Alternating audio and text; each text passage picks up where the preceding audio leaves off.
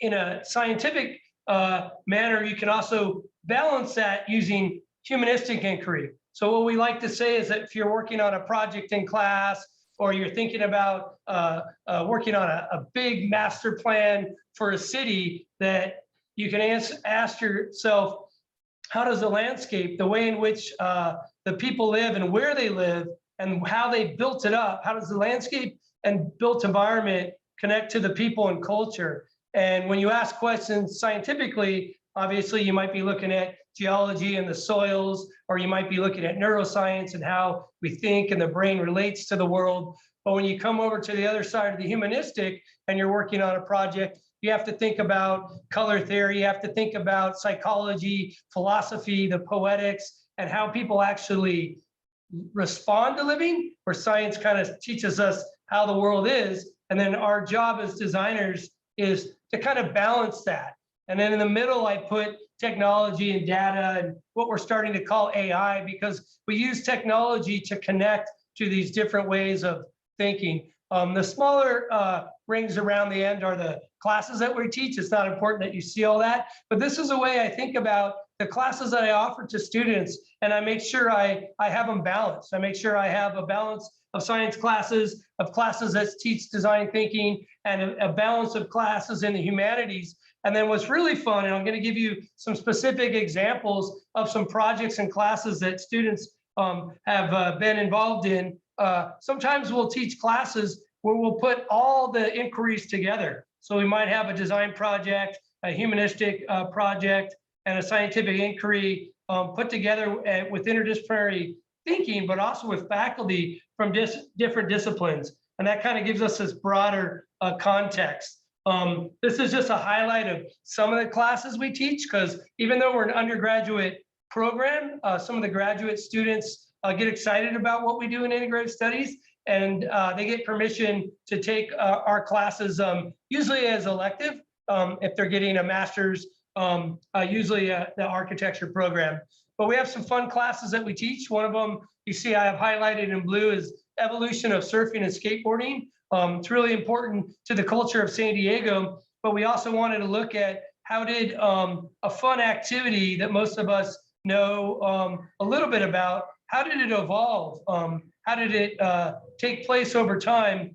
And in that process, how did it become a billion-dollar industry and also an Olympic sport? We do the same by looking at the bicycle, but we don't just look at the bicycle as a design artifact. We actually start the class looking at the history of the bicycle, and then we end the class with urban planning and infrastructure for the bicycle. So that's an example of how a design object, meaning the bicycle, connects with people, gets used. And now you see a little bit about that diagram, what I was saying. We have to build bike paths, we have to build safe places for people to ride bicycles. So that's the landscape and the built environment. And then how we interact, how we treat cyclists, how we make spaces and places for them to ride their bikes becomes part of their culture. We have a fun class that I teach on mythology and symbolism. We look at cultures over time and how they practice rituals and places of religion, and how the built environment gets built around how myth, religion, and symbols have meaning in people's lives. We have a class in urban sociology. That's an example of that humanistic inquiry, where we know that we can build places and spaces for people to work, for people to live, or transportation networks, such as trolleys and trains for people to use. But urban sociology teaches you about how to research how people are going to respond to the wonderful design of things that we put in the environment. We do a lot of research here. We strongly believe in evidence-based design. So students that come here may do research in their specific field, in their courses of design or architecture and construction management. But we also do some research in integrative studies. In the intro class, the students get to kind of do their own design, and they learn about a patent. So they come up with an invention and they learn how to write a patent for it and understand how to take it to market if that's what they really wanted to do. We teach some GIS mapping technologies that allow people to use GIS as a tool for research. in design and architecture. And then we also have started with our fellows program, our scholarship students. I'm going to be using this as a way to kind of share what we do in integrative studies. We recently started a magazine, and we've been working on 3 volumes of it, and we're going to release it in the new year. And it's called Touché. And then starting this spring, our spring quarter starts in April. We're going to have a class called Touché Publication, and all students at New School, undergrad and grad, will be able to take the class and learn how to write articles, how to curate images for a magazine, and then we'll publish the magazine every year. So we're really excited about that. And then you can see down on the lower, the graduate students get to take some of the similar classes. When you see these just listed as classes, it's very ambiguous. It's much more fun to show you some images of what our students actually do. This is really fun. It doesn't matter if you're a design student or you're even interested in designing. In the evolution of skateboard class, we make every student has to design their own custom skateboard. This one was designed out of recycled t-shirts. This next one is 9 layers of maple. This was by Jeffrey Wei, is one of our students from Taiwan. He was super excited. He demoed this the last day of class after he built it. This one on the right was designed by a graphic design student. She wasn't really interested in riding skateboards. She asked to be able to design a skateboard that she could just have as a piece of art. She was really interested in kind of Gothic art, Gothic literature, Gothic film, and music. So she designed this in the shape of a coffin and put a really, really incredible graphic on it. The one in the lower left is really exciting. This was a student from India, and he was working on this project, and it was during COVID, and we were remote. So he didn't have access to the materials lab and all the tools to make the skateboard. So he just rendered it. But he was working by studying a stingray and how stingrays flap and swim in the water. And what was really interesting, when he got into the biomimicry, he realized that if skateboards were just made for cruising the boardwalk, not for the tricks that we see on the internet or in YouTube videos, or when they skate half pipes or when they ride skate parks, but if you're just going to cruise on a flat space and you wanted the skateboard to drift very quickly, if you designed it with these waves that the stingray has, it would actually cruise faster. And so that's what we call biomimicry. And that's an example of what we mean by integrative studies. He learned in his science class about the different ways that some of the sea creatures swam in the ocean, and then he applied it to his skateboard. And this last one was really fun. This particular student actually designed and built this herself during COVID. And what was really exciting about this design, she was emailing me, and we did a Zoom meeting just like we are now. She says, "Oh, Bruce, I want to make a skateboard. I have some tools, but I don't have a saw. I don't have access to a wood shop. What can I do?" And I talked to her about plastic and polymers and different ways you can make molds. And we researched it together. Then she really researched it on YouTube, and she built this plexiglass skateboard all her own to be like the ocean. And she designed swimming sharks in the middle of it. And then the last one I'm going to show you is a student we still have on campus, who was an ex-military student, and he was really interested in 3D printing. And he had learned a little bit about different geometric shapes for structure design. So again, that's the scientific methodology that he used. And he did this as a 3D printed skateboard, and then he lit it up with LED lights. So there's just one example that makes us a little bit unique. Most general education courses, yes, you're gonna have some fun electives, but you always don't get to build and design something. But at Integrative Studies at New School, if you take that evolution of surfing and skateboarding class, it's really fun because everyone gets to design their own custom skateboards, and then it becomes like a show every year. And every year people are getting it like, oh no, what am I going to do as good as the students the year before? So that's a fun project. I wanted to use skateboarding and surfing as kind of a theme since we're in San Diego. and it's a really big part of our culture. We have about 100 different beaches that stretch from the North County Oceanside all the way to the border of Maycomb, and all of them have distinct topography and types of waves and places to surf. So this was actually an interior architects student that was working on a summer studio called California by Design, where we had a design instructor, humanities instructor, and we had some people from the industry. And what they were working on was designing sculptural art that you could set into the public that would fit the culture of the region, but also be skatable to skateboarders. So this was an interior architect student, and she designed a skatable wave that you would put in the public parks down by the beach, but it would connect to the sidewalk and the concrete, and skaters would be able to come. I just like using a skateboard as a theme because it's a great example of something that seems like it isn't important can become a really important design object and relate to bigger things.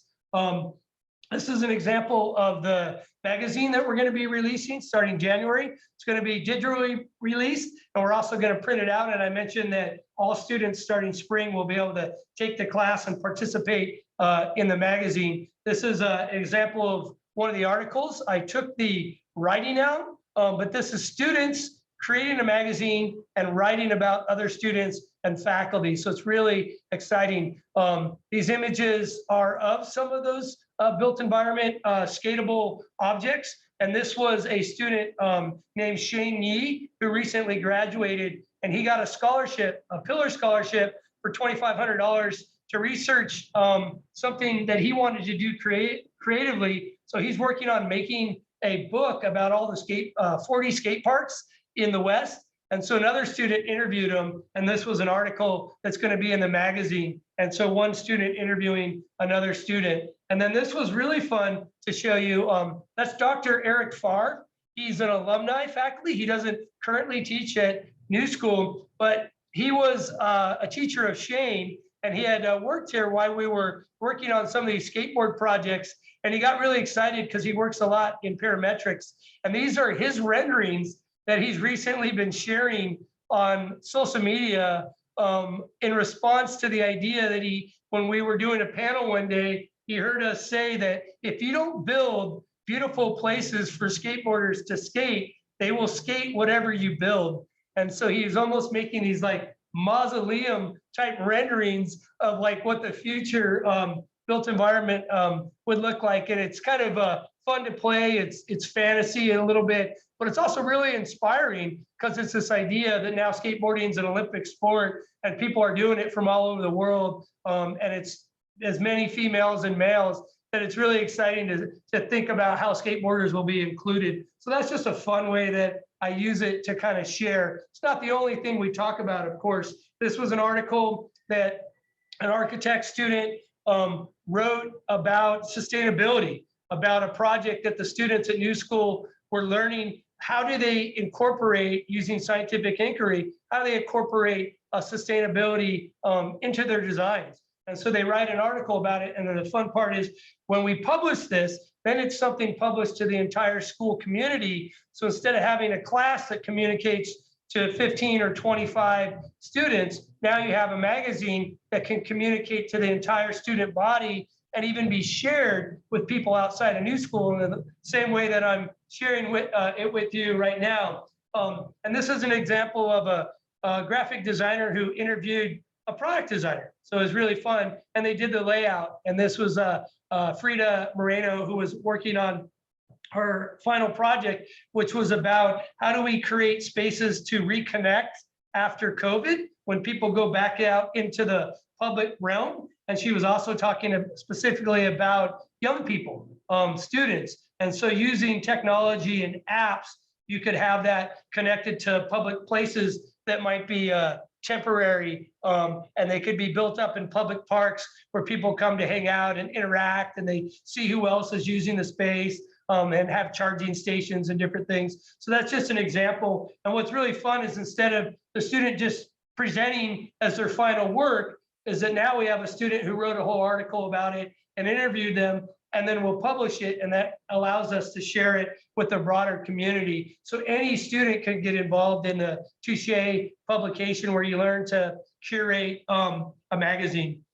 This was a really fun one for me to share. Even though this isn't an integrative studies class, the fellows has been an integrative studies class right now. This is a student that recently graduated, Juvian Duff, and he's a graphic design senior, as you see on the board. But we have a wonderful diversity club because we have very, very diverse student body and faculty at New School. We have students coming from all over the world to study here. And it's really beautiful because you hear different languages and you see different glimpses of culture from around the world every day. So he actually designed the logo for the diversity club. So that's another example of what we mean by integration. Yes, you work on a project and maybe eventually you work on a project with a real client if you get a special topic studio, but this is a student who was asked to design a logo for the diversity club, and the students competed, and now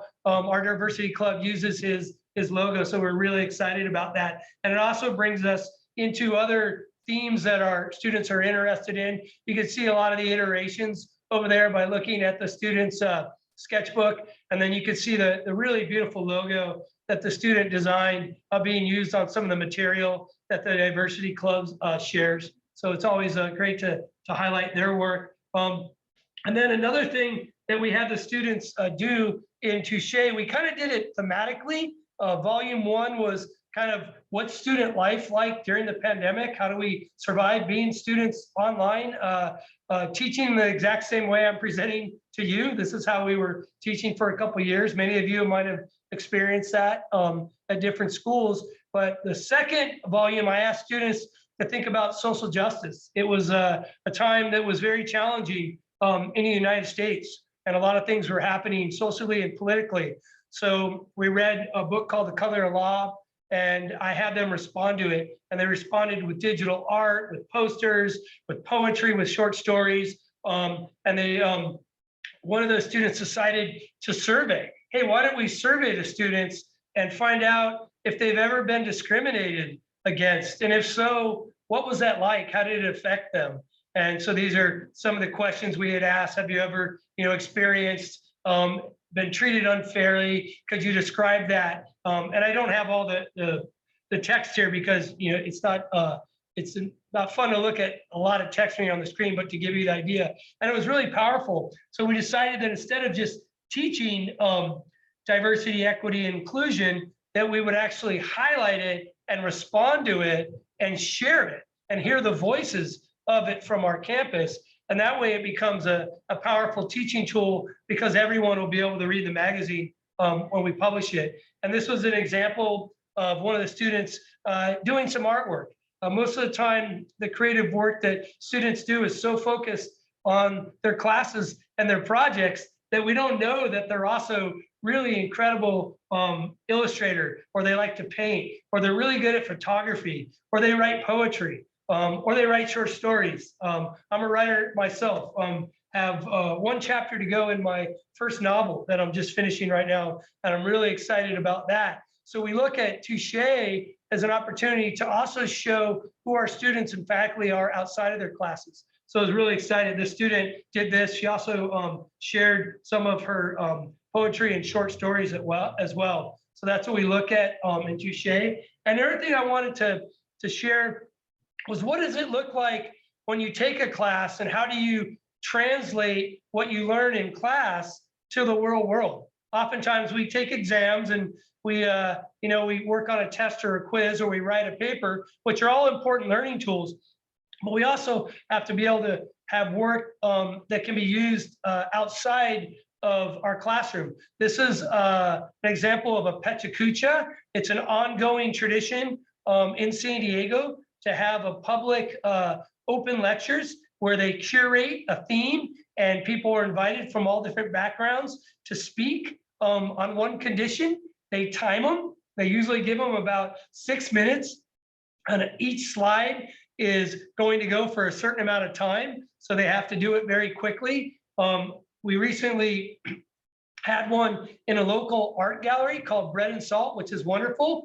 And they were speaking about some of the local books on the built environment. I got really excited because you can see City of Quartz, which is about Los Angeles, the big city up north to us. That's Mike Davis.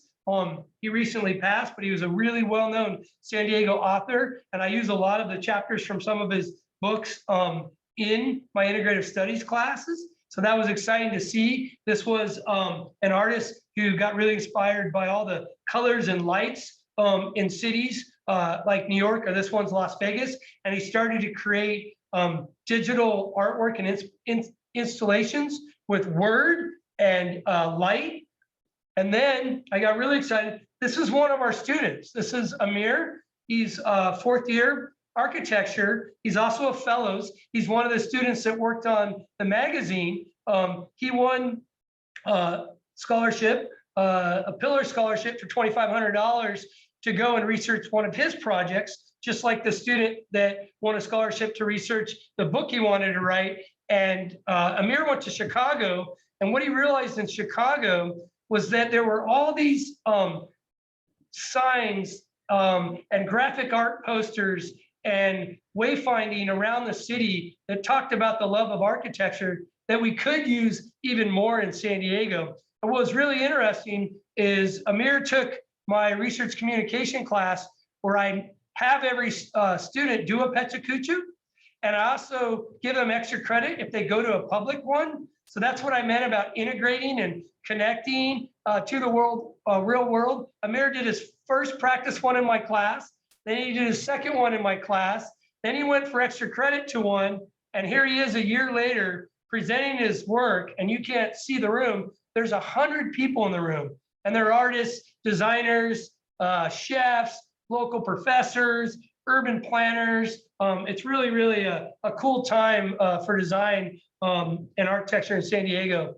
And then this is one of our recent graduate students, and she was there as well. And she was invited to speak, and she was speaking about her thesis, which was about neuroscience, which was really interesting. And she wanted to build some structures on the edge of parks that are underutilized, and then have them light up with LED lights. Back to that, how you can see the connection to what the other professor was talking about, and a little bit about what Amir was talking about with graphics and architecture. And it was really exciting because she had recently graduated, and I got to see her presenting. Her studio used to be right by my office, and we'd talk about her projects all the time. And I found out in this event that she already has the ear of the city, and they're considering building her project, which was her thesis. And that goes back to what we mean about research and all of those things. So really, really fun.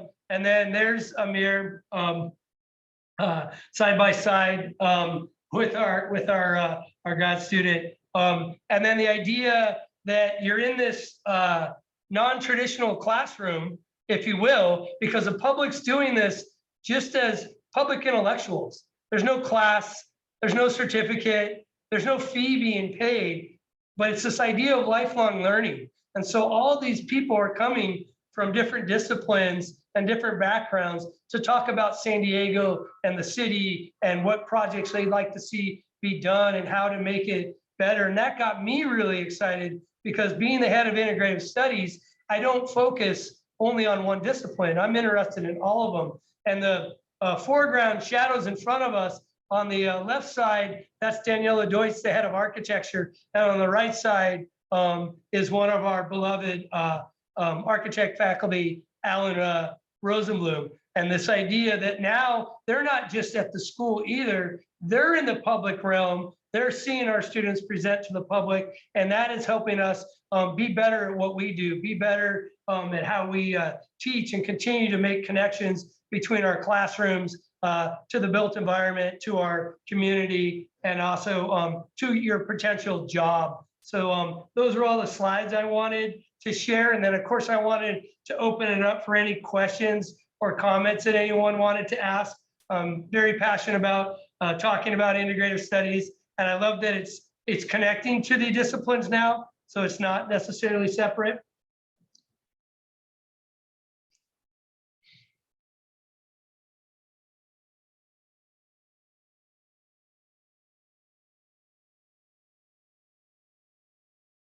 Any questions?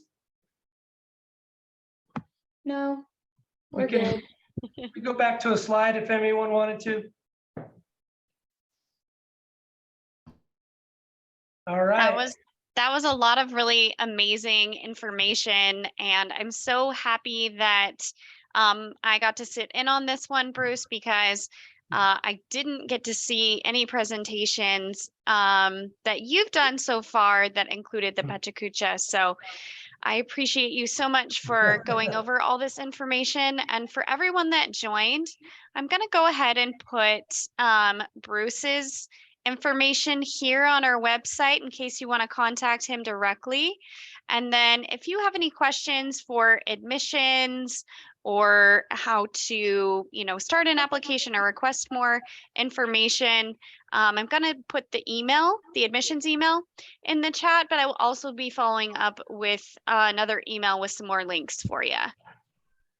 Thank you so much, Stephanie. And for anyone that watches this, feel free to reach out to me about any questions related to integrative studies at any time. Great. Thank you for sharing so much. everything with us. Thanks for watching. Thanks. Bye.